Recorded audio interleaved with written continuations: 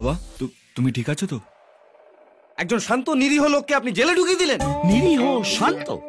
নিরীহ শান্ত হলে থানায় তুলে নিয়ে আসি।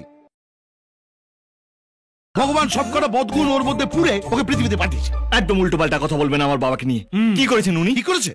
ইফটিজিং। বললেই হলো এই বয়সে ইফটিজিং করেছেন। কথায় বলে না, স্বভাব যায় না মূলে, আর বয়স হলেই মেয়ে দেখলেই ঢলে। তোমার বাবা সেরকম একটা যন্ত্র। দেখবে কি করেছে? কি? মা সুমনা, ইয়েস স্যার। ছক কেটে একবার ছেলেকে বাবার রাসলীলাটা দেখিয়ে দাও তো। কুচি কাঁচাদের পৌষমালা, এর জন্য এই রাস্তাটা ধরলাম।